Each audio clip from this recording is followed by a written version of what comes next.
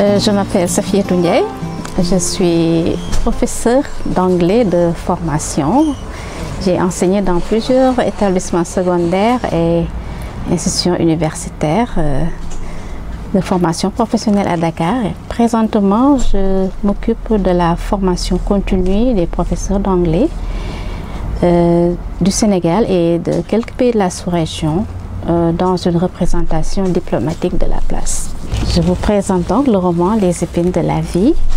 Et pour parler des motivations, je dirais que cette production littéraire est née d'un besoin de partager des observations personnelles basées sur des faits réels, ce qui d'ailleurs donne à ce roman une dimension mimétique, c'est-à-dire une tentative de représenter la réalité. Pour parler des thèmes, je devrais aborder rapidement quelques personnages, notamment l'héroïne, Hélène Fall, et le héros, Pathé Diop, plus connu sous le sobriquet de Français. Entre eux naît une aventure amoureuse qui va causer beaucoup de déboires à l'héroïne, notamment le rejet par sa famille.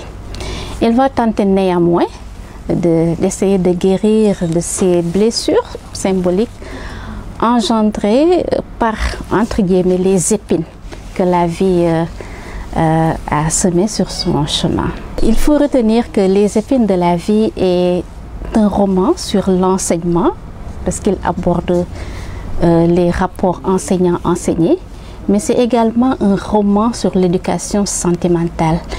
À travers le roman, on voit le processus de maturation psychologique de l'héroïne qui, du fait de cette aventure amoureuse malheureuse, a gagné en maturité et tente par tous les moyens d'atteindre ses objectifs.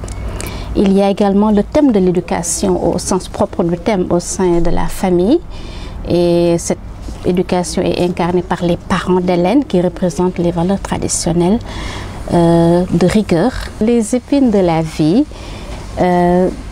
est marquée par des notes de postmodernité, et cela se ressent notamment dans la subversion de la trame. La trame en réalité n'est pas linéaire dans le roman, et cela se traduit par beaucoup de flashbacks. Le roman en réalité est un long flashback avec des flashbacks internes, sorte de récit dans le récit, ce qui est un des aspects qui nous fait dire qu'il s'inscrit dans la postmodernité. En conclusion, on peut dire que Les épines de la vie est un roman basé sur le réalisme social, réalisme psychologique, et en ce sens, il interpelle la société dans sa globalité, mais plus précisément les différents acteurs de l'éducation.